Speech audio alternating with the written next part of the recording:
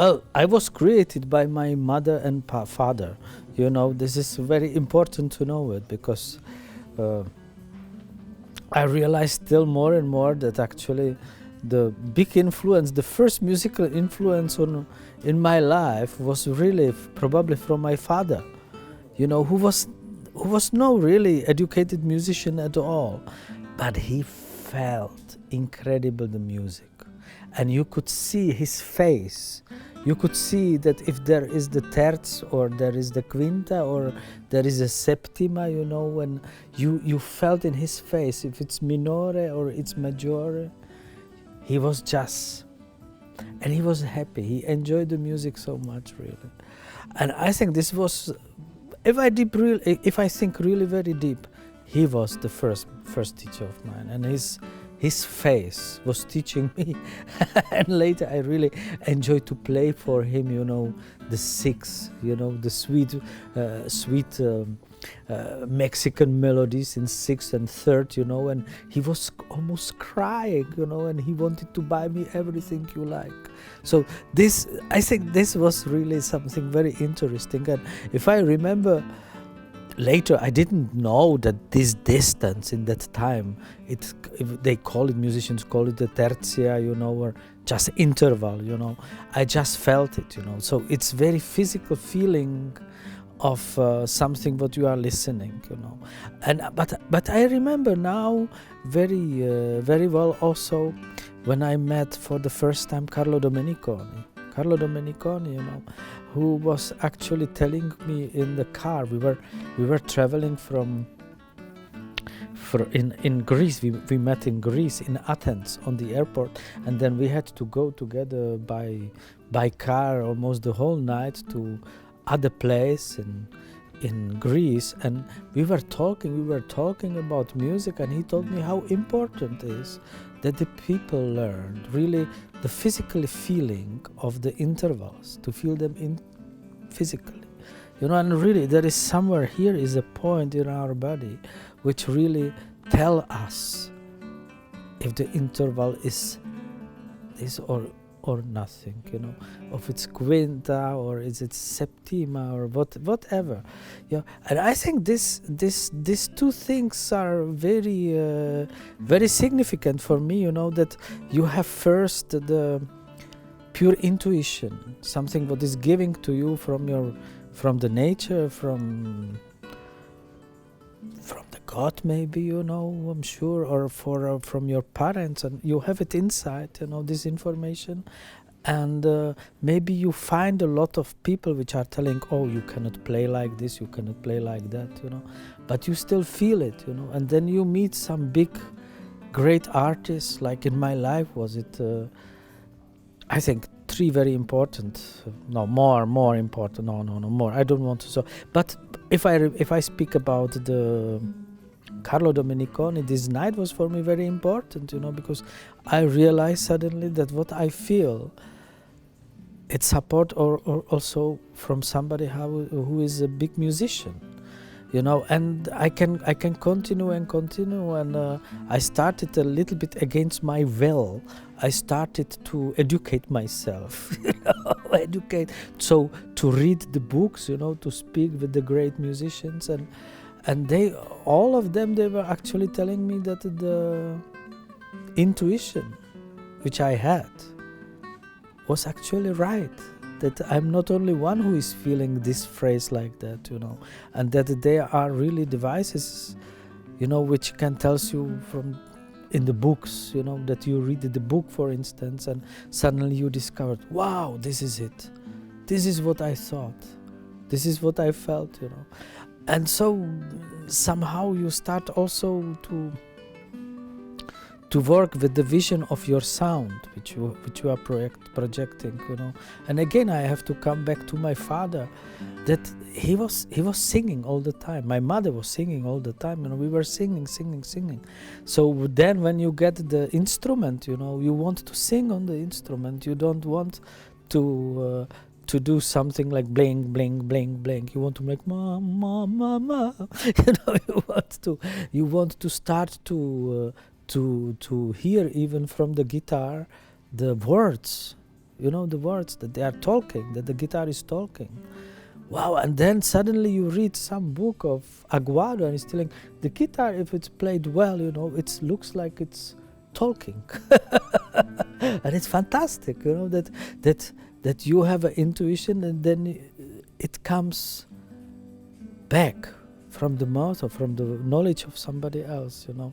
So the sound of the guitar, I mean, I think that everybody has to remember what was the first impulse to play, to love that instrument. I remember, and you will find probably the moment. I remember the moment that I opened the door of the house of my parents when I was a child, and there was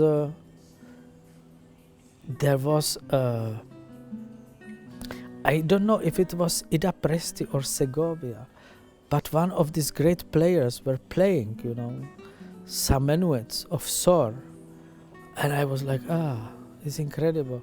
And then you hear Recuerdos de la Alhambra, you know, and you are lost. But I mean, sound of Segovia, sound of Ida Presti, you know, and these big players was the first what I loved by the guitar. So I really, I know that I will never succeed to play so beautiful as them, but it's my vision, you know, it's my vision, and I try to go very close also with the instrument. And teaching, you know, the teaching is a very something very different, you know. I say very often to the students, you know, how can I teach you if I am still studying? You know, I can bring you so far that you will think about the problems. Maybe this is more than to tell you how it must be, you know. It's open book, and this is for me is like Saint-Exupéry said, the most important is the way, because it lasts forever if I translate it well, you know. You understand what I mean? Yeah. Yeah. So I'm on the road, you know.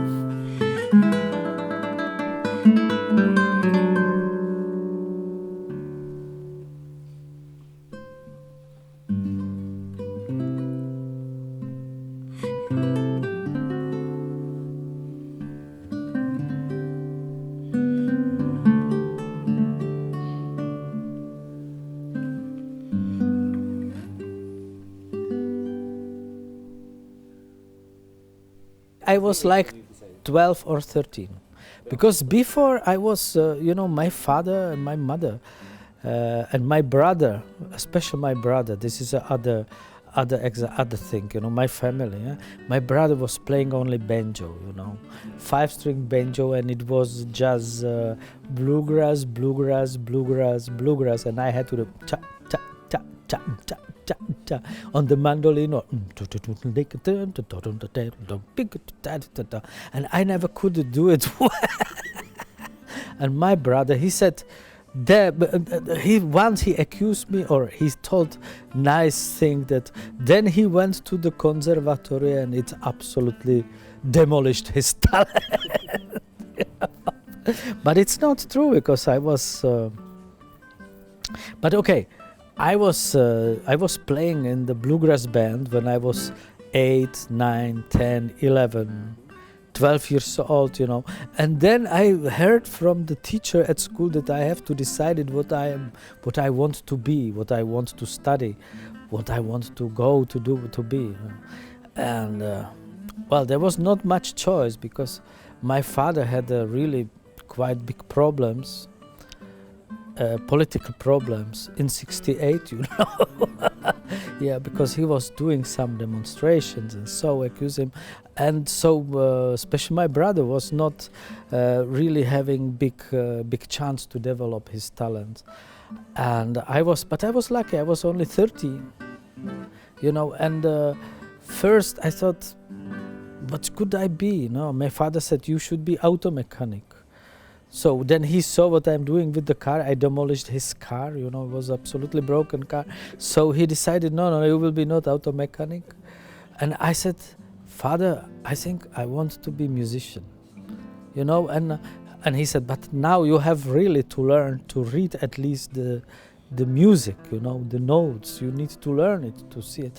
I said, Father, okay, I will. Okay, I will. And my brother took me to the music school, and that was very funny because they told me they started to teach me how to read the music, and of course you do it on the folk songs. You know that you have some folk song, and you so. But I read only the first 2 notes or first 3 notes, and I knew immediately which song it is. So it was. Ti da da, aha, ti da da di da da di da dim dim da. So because I knew it, I could play it by just with my fingers, by heart, because I knew that song. So it took a little bit time, but later really I learned to play the music. But before it came the moment that this teacher, this music teacher, gave me some recordings of the classical guitar. And so then when I heard the first time really classical guitar, so-called classical guitar, I heard Segovia and I heard Ida Presti and masters of that time. I was 13, and then I started really to prepare and practice the guitar.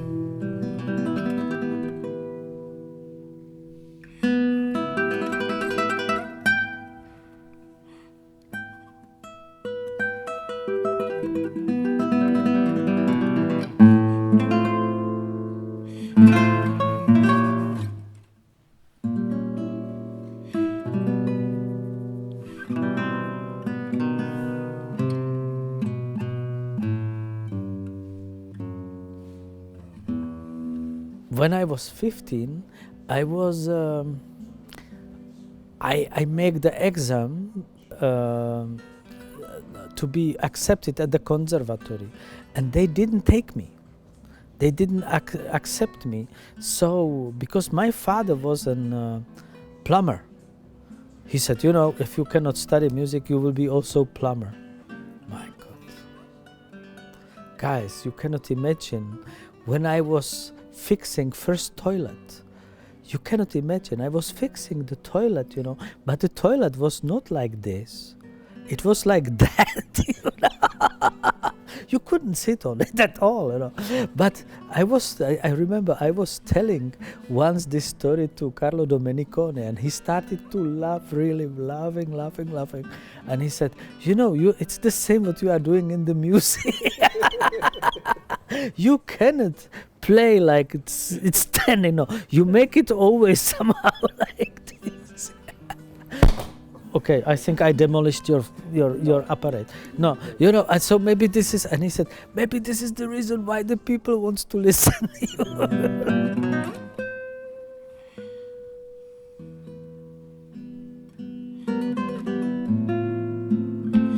So I was a plumber for 1 year, and then I again repeated the exam. And I was again not accepted. And now I will tell you something interesting. Then came my father to the director of the conservatory, and he asked him, Tavarish director, can you tell me if has my son, has he does he has a talent? Did he make the exam or not? And he looked and say, well, he made the exam, he has a talent, but we has no space for him. It was like that, no space, He said, "Oh my God, no, that's pity, you know. Nothing to do." Well, and then he said something like, "You know, I am a plumber and I make the heating installation, and the director, he needed to have a new heating installation in his house." And he said, "You're doing that? Maybe we can talk about it, you know." And this was the reason I started to study conservatory. This was the socialism, you know. The people should know it, you know, because it was really terrible. Yeah. So this was my story, how I became the student of the conservatory. I make the exam, but really important was that my father was a plumber. God bless plumbers. God bless plumbers. Yeah, yeah. That was very nice. Yeah, and then I got fantastic persons, you know, and Milan Zelenka. I was studying with the Milan Zelenka. He's now my colleague at the Academy of the Arts and in Prague, and I've got later Stefan Rak, also very great person, very inspiring personality, you know. But not only them. I had also the chance to be with the great composers and with the great writers, you know. And one really for me was very important, the knowledge to know, to learn to know Mr. Bohumil Hrabal. If somebody find his name, you know, was a Czech writer who really wrote incredible books. Very somehow close to the books of Jaroslav Hašek, which probably in Russia everybody knows. But he was different. He was more surrealistic, while Hašek was more Dadaist, you know. He was surrealist, yeah. So but to know him was fantastic, you know. To know a lot of the like Petr Eben, you know. I was working with his sons, Petr Eben, fantastic composer, Jana Obrovská, you know. These people, they had of course always big influence on me, and they have it still.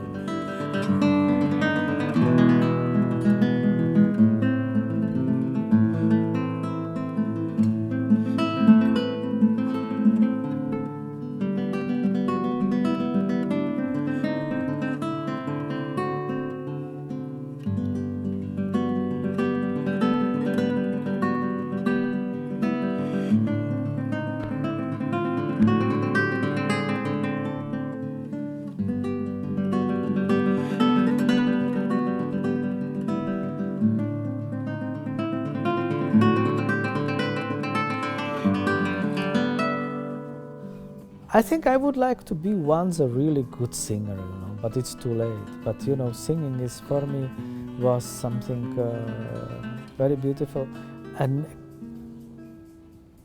I don't think that I would like to change the instrument. I like guitar. I like the guitar because somehow you can transform the sound always, you know. And again, I'm coming back to Segovia, you know, who is telling, when you play the guitar, it doesn't need that it sounds like the trumpet, but you can make it like you dream that you hear the trumpet. You know, you give an illusion with that instrument, and this is something very beautiful. You know? It's something magic. What you can have, magic. It's magic, and I'm always surprised what the instrument is teaching me, you know, about myself. The music, what is teaching me about myself and about other people. You know, this is something very interesting. So it doesn't matter actually very much which instrument you play, but the guitar is my instrument.